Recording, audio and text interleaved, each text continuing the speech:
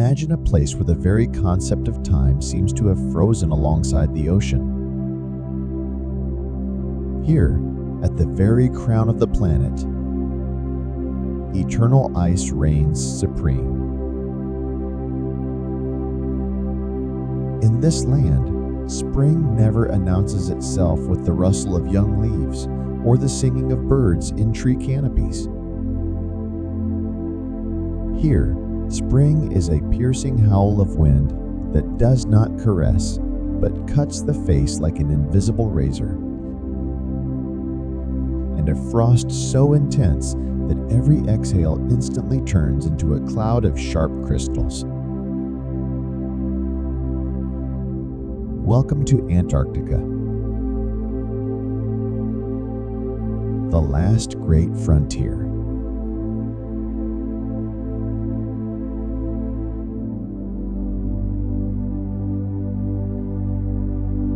At first glance, this continent looks like a set for a post-apocalyptic film, an endless white desert stripped of life, sound, and color.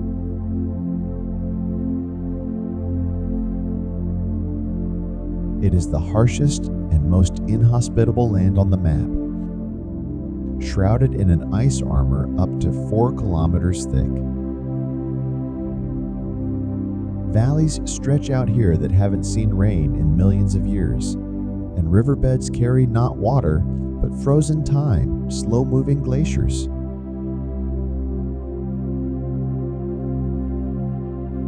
In winter, temperatures plunge to -60, turning the landscape into an alien vista where survival seems physically impossible. But this lifelessness is the greatest optical illusion on Earth. In reality, Antarctica is not dead weight on the planet's body, but its vital organ. It is a giant planetary shield. The blinding whiteness of the snow acts as a mirror, reflecting solar radiation back into space and preventing our world from overheating. This ice giant regulates the climate of the entire globe, dictating weather patterns thousands of kilometers from its shores. And deep within its ancient ice, like a colossal library, the climatic history of Earth is sealed for hundreds of thousands of years. Antarctica is strict, harsh, and surprisingly balanced. It seems asleep, bound by the polar night. But the moment the sun, absent for half a year, finally rises above the horizon, this icy desert begins to transform. The dead silence retreats. Light awakens what was hidden in the darkness, and the stage is set for nature's greatest spectacle. When the polar night finally retreats, yielding to an endless day, magic happens. Sunlight strikes the dark water, and the Southern Ocean, previously resembling a sleeping giant, takes a deep breath. This is the beginning of a seasonal revival, a grand performance hidden beneath the waves. The icy waters of the Antarctic are not an empty abyss. They are a thick, nutritious broth. Powerful deep-sea currents lift mineral substances and oxygen from the bottom, thrusting them to the surface. This meeting of sunlight and ancient minerals triggers an explosive chain reaction. The first to take the stage are the ocean's invisible alchemists, phytoplankton. Billions of microscopic algae and diatoms bloom simultaneously, painting the water in rich green and brown tones.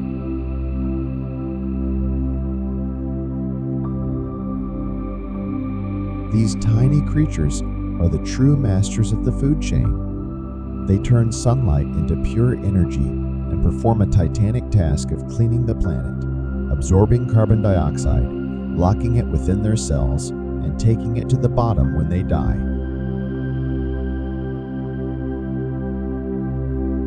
Scientists call them invisible climate guardians, for without them, Earth's atmosphere would be completely different. But phytoplankton is just the first act. The main protagonist of the Antarctic drama gathers for this feast, the Antarctic krill, or Euphausia superba. To the eye, it is just a translucent shrimp the size of a pinky finger, 5-6 centimeters of fragile flesh. But do not let the size deceive you. Krill is the living fuel of the entire continent, the beating heart of the ecosystem. They gather in swarms of such colossal size that their biomass exceeds the weight of all humans on the planet. These are living, shimmering clouds stretching for kilometers. They move in sync like a single organism, devouring phytoplankton and transforming the microscopic energy of the sun into food for giants. Without this tiny link, the majestic life of Antarctica would collapse overnight. Fish, penguins, seals, and colossal whales, they all exist only thanks to these small crustaceans. Here in the cold water, size does not matter. Only unity in numbers do. With the arrival of summer, the ice desert, previously mute, explodes with sound.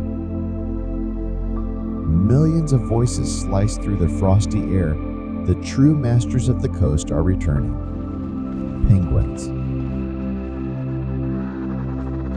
These amazing birds, having traded the sky for the ocean, have become the symbol of Antarctica. Clumsy on land, they turn into graceful torpedoes in the water. However, their greatest feat is performed not at sea, but on the ice.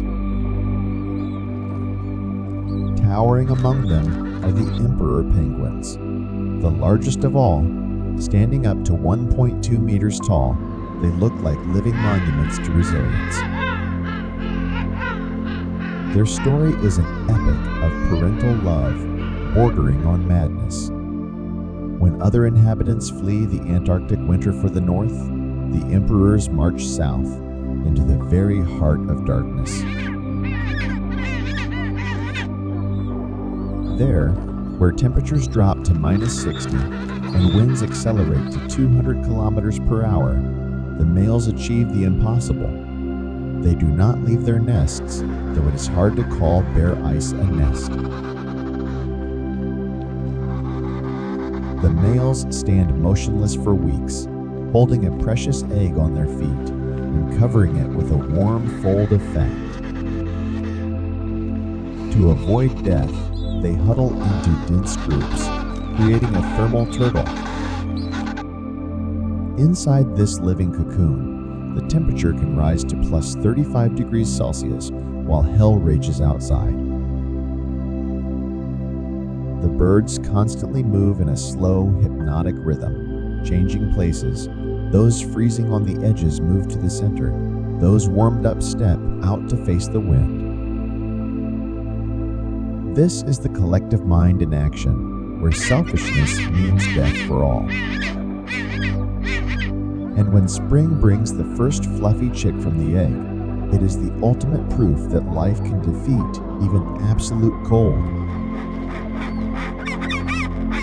But Antarctica belongs not only to the giants. The shores are seized by Adlai penguins, the black and white workers of the continent. Smaller, but brimming with energy, Adlais create noisy metropolises, colonies of tens of thousands of nests built from stones. It is they who, through their sheer numbers, control the krill population, acting as a living barometer of the ocean's health.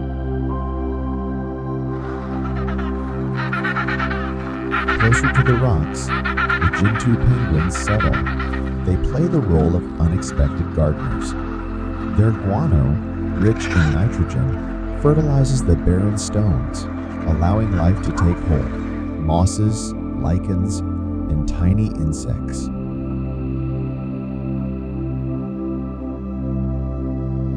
Thus, marine life gives birth to terrestrial life. And soaring above this chaos are the eternal wanderers, the albatrosses. Their 3-meter wingspan is designed not for flapping, but for gliding on winds that would knock a human off their feet. An albatross can fly thousands of kilometers almost without expending energy.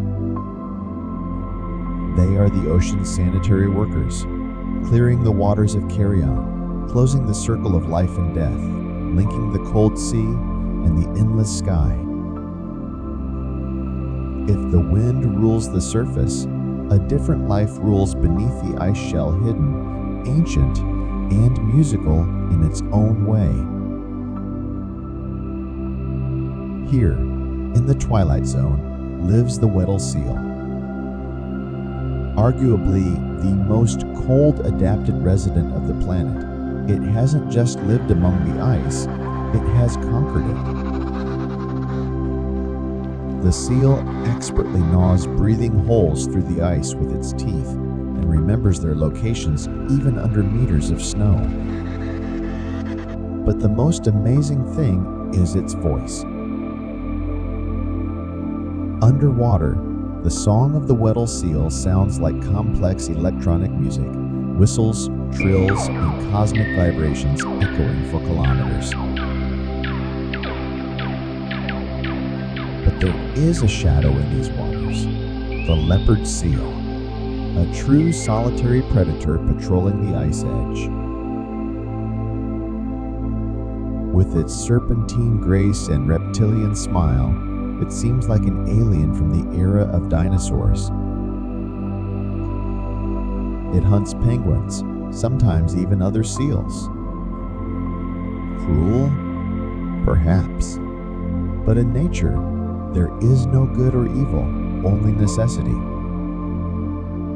The leopard is a regulator, strictly controlling population numbers, preventing them from overexpanding and depleting resources. And when the Antarctic summer reaches its zenith, the true titans return to the Southern Ocean. Silhouettes of blue whales emerge through the water column. The largest creatures in Earth's history, up to 30 meters long and weighing 150 tons. Their heart is the size of a car, and their appetite is colossal. A single blue whale can consume up to 4 tons of krill in a day, straining water through its baleen plates. But whales here are not just eaters, they are the gardeners of the ocean. An amazing mechanism works here, which scientists call the whale pump. Rising to the surface to breathe, whales release waste plumes saturated with iron and nitrogen. This fertilizer triggers a burst of growth in the very phytoplankton that started it all. Thus, the great circle closes. Krill feeds the whales. Whales feed the plankton. Plankton feeds the krill. Not a gram of energy is lost. At the top of this pyramid are the orcas. Smart, social, and deadly. They hunt in packs using complex tactics passed down from generation to generation. One of their strategies is frighteningly ingenious. They synchronize to create a wave that washes a seal off a safe ice floe directly into the water. Their role is to maintain balance among large animals, preventing any single species from dominating unchecked. In this ice kingdom, everyone from the microscopic algae to the giant whale is connected by an invisible thread. Remove one link, and the entire chain shatters.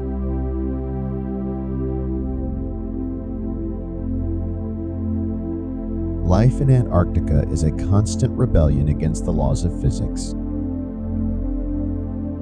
In the central regions, temperatures drop to -80. That is colder than the surface of Mars. But even on the coast, where it is only -25, the wind, accelerating to 200 kilometers per hour, turns any object into an ice statue in mere minutes. How do creatures of flesh and blood survive here? The answer is simple and brilliant. Evolution has turned Antarctic inhabitants into perfect biological machines. Millions of years of natural selection have created unique defense technologies. The first line of defense is insulation. Penguins have dense armor made of 3 layers of feathers that the wind cannot penetrate. Marine mammals have blubber. This is not just energy storage, it is a wetsuit. In seals, the fat layer reaches 10 centimeters, and in whales, half a meter. This barrier is so effective that inside a seal, tropical heat reigns even when it swims in freezing water. But nature went further, rebuilding the very engineering of the body. The circulatory system of many local species works on the principle of counter-current heat exchange. Warm arterial blood flowing from the heart to the flippers or feet gives up its heat to the cold venous blood returning to the heart. Heat is recuperated inside the body, never escaping into the external environment. It is a closed loop of energy conservation. However, the most amazing discovery awaited scientists in the blood of the notothenoid fish, ice fish. Their blood is transparent as water because it contains almost no hemoglobin. Instead, nature added a special ingredient, natural antifreeze. Special proteins bind to microcrystals of ice, entering the body and block their growth. This allows the fish to live and not freeze in water with a temperature below 0. No other vertebrate on Earth possesses such a system. This is true survival chemistry. Even the microbial world plays by its own rules here. Bacteria living in eternal ice have learned to change the structure of their cell membranes so they don't harden in the cold.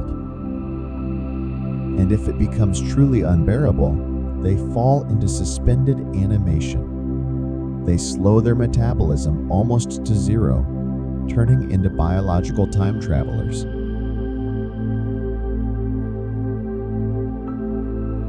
Scientists have found living bacteria in ice samples over 1 million years old. This is, perhaps, the only known form of physical immortality. And deep underwater, in the realm of eternal darkness, cold and an excess of oxygen spawn monsters. Polar gigantism reigns here. Sea spiders the size of a dinner plate and worms 30 centimeters long. In conditions where life should fade, nature instead pushes the boundaries of the possible, creating creatures that look as if they stepped out of the pages of a science fiction novel. Yet, this ice fortress is not as invulnerable as it seems.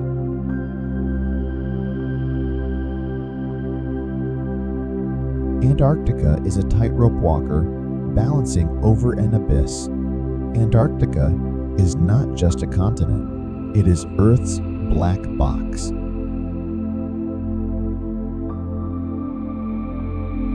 The most valuable treasure here is not mineral deposits, but the ice itself. Every cubic centimeter is a time capsule.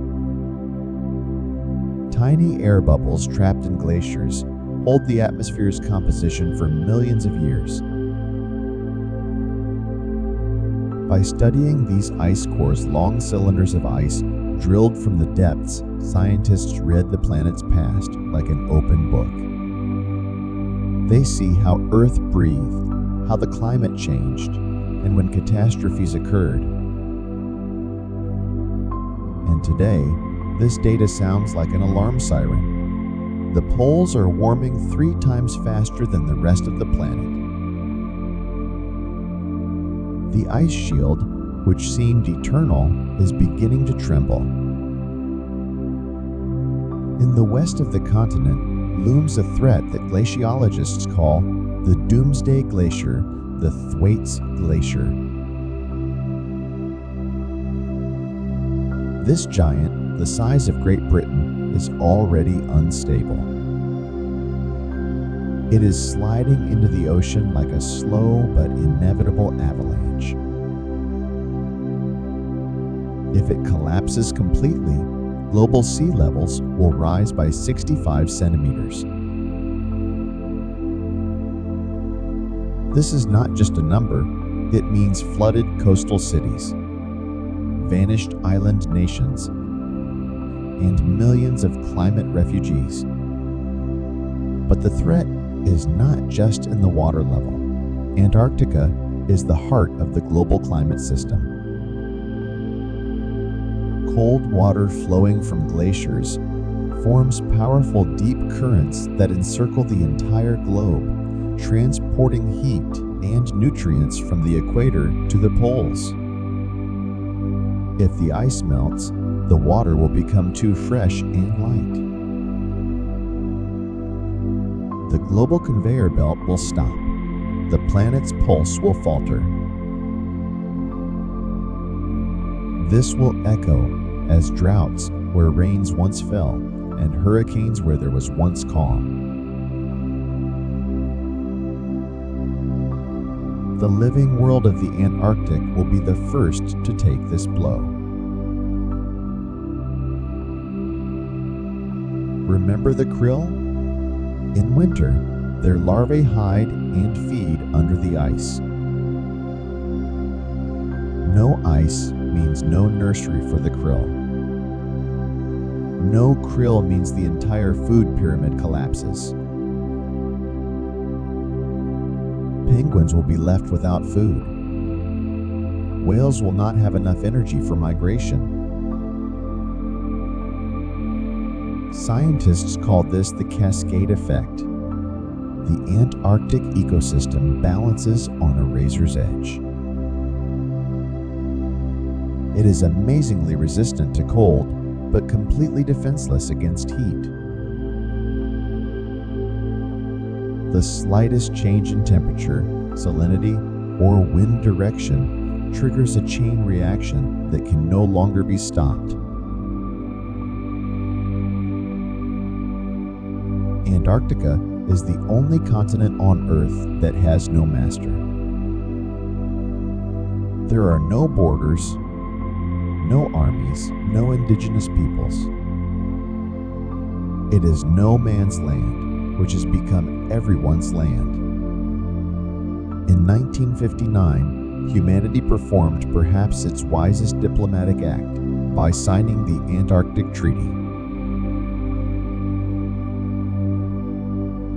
This document turned an entire continent into a sanctuary of peace and science. Nuclear tests, mining, and military maneuvers are banned here. It is a unique precedent. Humans agreed to leave a huge piece of the planet alone, dedicating it to knowledge rather than consumption. Today, more than 70 scientific stations operate here. Researchers from all over the world come here not for conquest, but for understanding. They launch drones, drill ice, and listen to the ocean.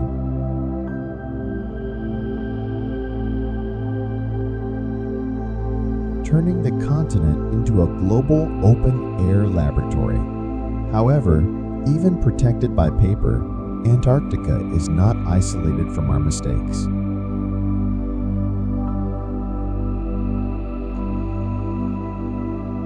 The human footprint stretches here in an invisible trail.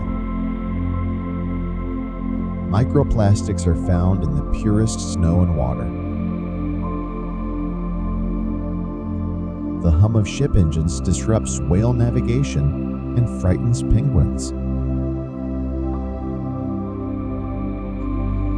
What we throw into the ocean, thousands of kilometers away eventually, washes up on these icy shores.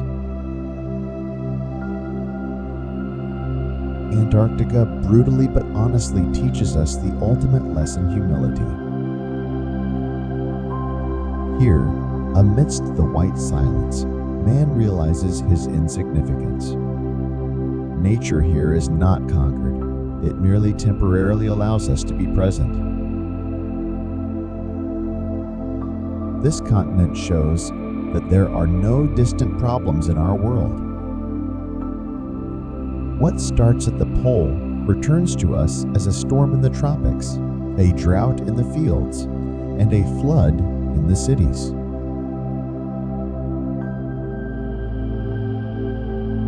Antarctica is not an isolated world.